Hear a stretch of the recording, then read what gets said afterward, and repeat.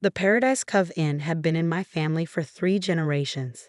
It wasn't the biggest or fanciest hotel on Crystal Bay Beach, but it had something money couldn't buy: heart. Every weather floorboard, every salt-kissed window, every worn cushion in the lobby told a story of family vacations, honeymoon couples, and summer memories that spanned decades. I'm Maya Chen, and this hotel is more than just my inheritance. It's my legacy. My grandparents built it in 1962, immigrants who arrived with nothing but dreams and determination. They started with just 10 rooms and a tiny restaurant serving Grandma's legendary coconut pancakes to sleepy fishermen at dawn. My parents expanded it to 30 rooms in the 90s, adding a second floor and the wave-watching deck that became famous for marriage proposals. I grew up in Suite 12, doing homework at the front desk, learning hospitality from the ground up. Every guest was family, that's what Dad always said. When Dad passed away last year, Mom and I kept the hotel running, just the two of us. It wasn't easy. The big chains were moving in, offering standardized luxury and corporate efficiency. But we had our loyal guests, families who'd been coming back for generations, who knew that true hospitality couldn't be franchised. Then I met James Harrison at a local business association meeting. He was charming, passionate about sustainable tourism, and seemed to understand the value of family-owned businesses. We fell in love over long walks on the beach and discussions about preserving the character of Crystal Bay. I should have known it was too good to be true. The Harrisons, as I soon learned, were hotel royalty. Horizon Resorts, their international luxury chain, was worth billions. James's parents, Richard and Victoria Harrison, didn't just own hotels. They devoured them, buying up prime beachfront properties and transforming them into identical glass and steel monuments to excess. Our wedding was a society event at their flagship resort in Singapore. I wore a designer dress that cost more than our hotel's annual maintenance budget, feeling like an actress in a play where I didn't know my lines. "Welcome to the family," Victoria had said, air kissing my cheeks. "We'll have to do something about your background, of course. Perhaps a position in our PR department." I'd smiled politely and kept the Paradise Cove Inn's books hidden in my desk drawer. The first year of marriage was a delicate balance. James split his time between working for his family's company and helping me modernize our hotel's systems. He seemed to respect my dedication to preserving Paradise Cove's character, even as his parents made thinly veiled suggestions about upgrading to our standards. Then came the family dinner that changed everything. The Harrisons had invited us to their penthouse overlooking the bay. Mom was working the front desk as usual, so it was just James and me. Victoria had arranged the dining room like a corporate boardroom, complete with presentation materials at each place setting.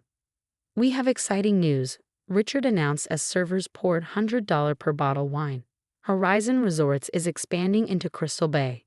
My heart stopped. James squeezed my hand under the table, but wouldn't meet my eyes.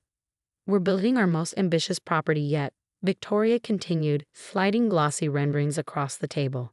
"The Crystal Bay Horizon, 40 stories, 500 rooms, 6 restaurants, and a rooftop infinity pool. It will redefine luxury in this market." The proposed location was right next to Paradise Cove Inn. The massive tower would completely overshadow our modest property. Of course, Richard added with a predatory smile, "We'll need to acquire some adjacent properties to maximize the footprint." "The Paradise Cove Inn isn't for sale," I said quietly. Victoria laughed, a sound like breaking glass. "Darling, let's be realistic. That dying property is hardly worth maintaining. We're prepared to offer you a very generous price, say twice its current market value."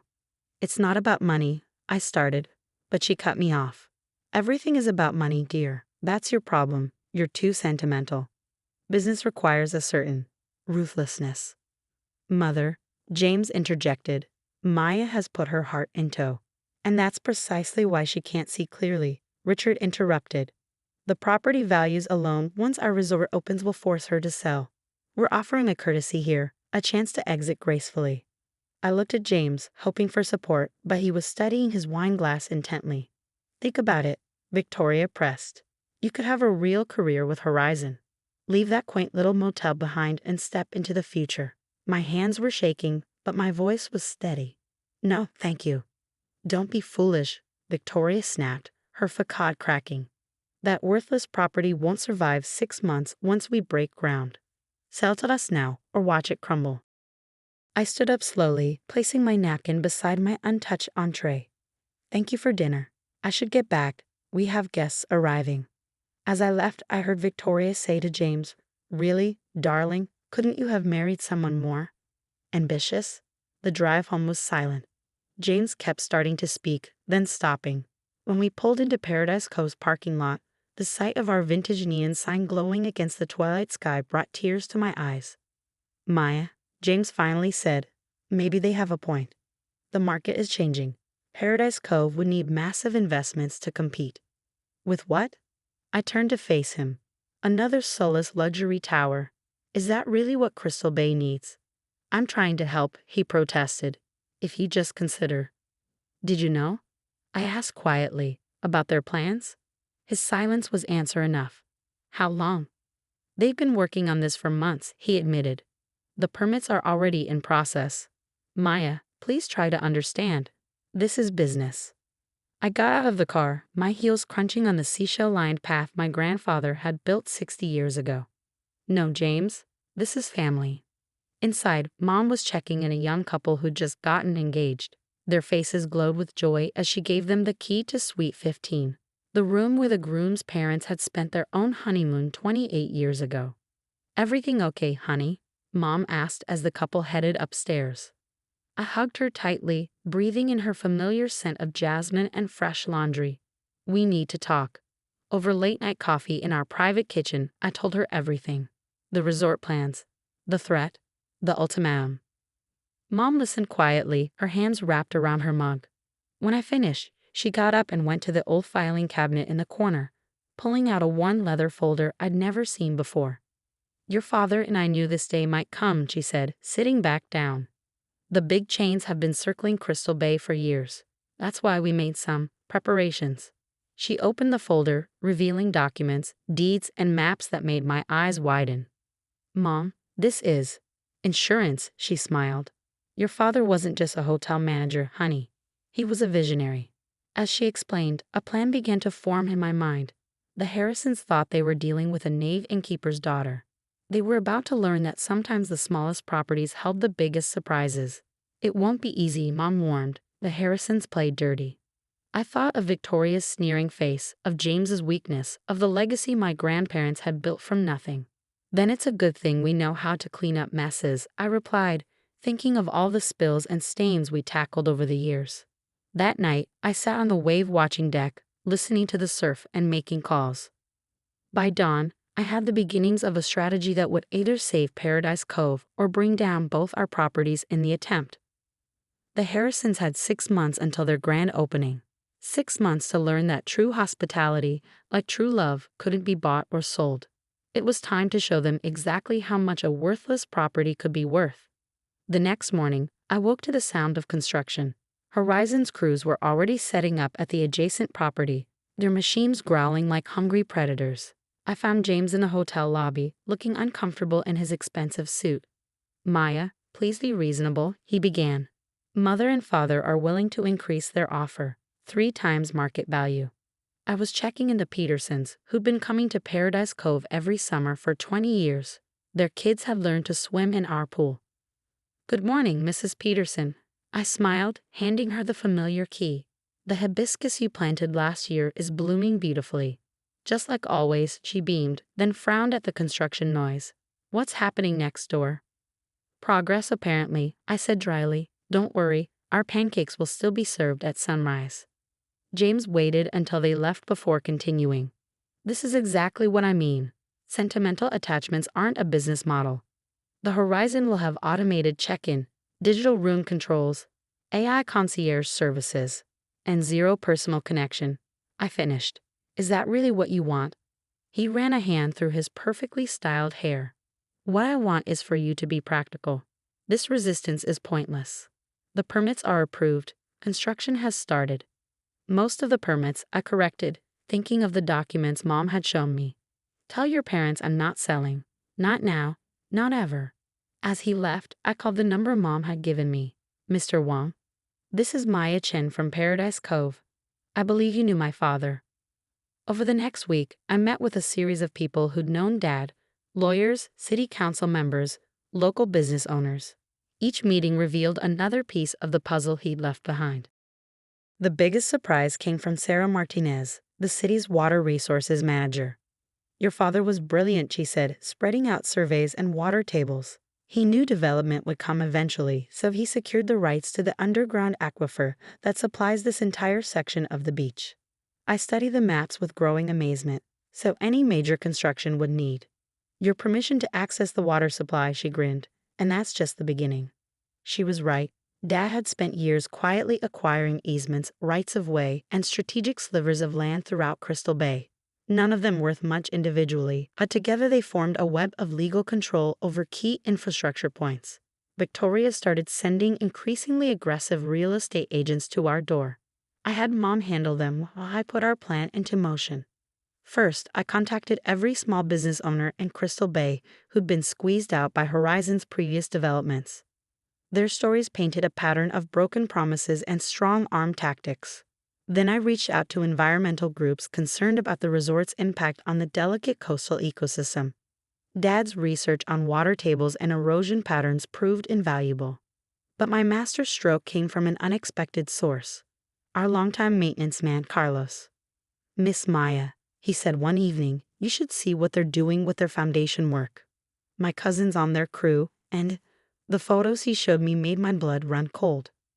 Horizon was cutting corners on critical structural elements, rushing to meet their ambitious opening date. I took the evidence to Maya Chen, an old family friend and the city's top construction lawyer. "This is serious," she said, reviewing the documentation. "If these modifications aren't properly permitted, how long to prepare the injunction?" She smiled. "For Robert Chen's daughter, I'll have it ready tomorrow." The next month was a blur of legal maneuvers and countermoves. The Harrisons threw money and lawyers at every obstacle, but Dad's meticulous groundwork held firm. Victoria showed up one morning, perfectly manicured, rage in every step. "You ungrateful little gold digger," she hissed. "After everything we've done for you? You mean like hiding your development plans during my wedding?" I kept checking in guests, refusing to give her the satisfaction of my full attention, or trying to bully me out of my inheritance. "We made your cheap little motel famous by association. James threw away his reputation by marrying the help, and this is how you repay us." I finally looked up. First, I'm not the help. I'm a third-generation business owner. Second, James didn't marry down. You just never realize what real class looks like. She left in a fury of designer perfume and threats. That evening, James moved out of our suite. "I'm sorry," he said, packing his limited collection of casual clothes, "but I have to think about my future in the company." I fingered my wedding ring. "And what about our future?" He couldn't meet my eyes. "Maybe after you sell." I placed the ring on the dresser. Goodbye, James. Construction continued next door, but every day brought new delays. Water access issues, permit complications, labor disputes. The Harrisons burned through money trying to solve problems that all led back to one source: the rights and regulations Dad had quietly accumulated over decades. A week before the grand opening, I received an unexpected visitor, Richard Harrison himself, looking less polished than usual. "Name your price," he said without preamble. "This vendetta has gone on long enough." I led him out to the wave-watching deck. The sunset painted the sky in spectacular colors, while next door his half-finished resort cast long shadows. "Mr. Harrison, this isn't a vendetta. This is protection. Of my family's legacy, of Crystal Bay's character, of the right way to do business." "Don't lecture me about business," he snapped. "Your father." "My father," I interrupted, understood that true success isn't just about profit margins. It's about building something that lasts, something that makes the world a little better. I handed him a folder. "These are my terms, non-negotiable." He read through the documents, his face darkening. "This is blackmail." "This is partnership," I corrected. "Paradise Cove stays independent, but we'll work with Horizon to develop Crystal Bay responsibly. No more strong-arm tactics. No more destroying small businesses. We grow together, or we both fail." "And if I refuse?" I smiled. "Then the evidence of your permit violations goes public tomorrow, and the aquifer access remains blocked. Your choice." The grand opening was postponed by mutual agreement. When the Crystal Bay Horizon finally opened 6 months later, it was 20 stories shorter, with local businesses operating in its retail spaces and a design that complemented rather than overwhelmed its neighbors. Paradise Cove Inn got an update too, subtle modernizations that preserved its character while improving efficiency. We still serve Grandma's coconut pancakes at sunrise. James sent divorce papers from Singapore, where he's running a regional office. I signed them without regret. Some loves, like some business models, aren't built to last. Victoria still won't speak to me, but Richard and I have developed a grudging respect. Last week, he brought potential investors to dinner at our restaurant. Sometimes, I overheard him say, the best business decisions aren't the obvious ones. Mom and I added a new tradition. Once a month, we invite local hotel owners for a strategy session on maintaining Crystal Bay's unique character while adapting to changing times. The meetings always end with sunset cocktails on the wave-watching deck. Yesterday, a young couple checked in for their honeymoon. We chose Paradise Cove because it has something special, the bride said. You can feel the history, the heart. I gave them the key to Suite 15 and watched them head upstairs, hand in hand. Through the lobby windows, I could see both our vintage neon sign and Horizon's elegant modern logo glowing against the twilight sky. Different styles, different approaches, but finally in balance. Dad would have loved that. Later, standing on the beach where my grandparents first dreamed of building something lasting, I thought about legacy. Not just the physical property, but the principles it represented. Integrity, perseverance, the courage to stand up for what's right. The waves still whisper against the shore, telling stories of past and future. Paradise Cove Inn still welcomes travelers looking for more than just a place to sleep. And I still believe, like my family before me, that true hospitality comes from the heart. Some things, after all, really are worthless to those who only see dollar signs. But to those who understand value beyond a balance sheet, they're absolutely priceless.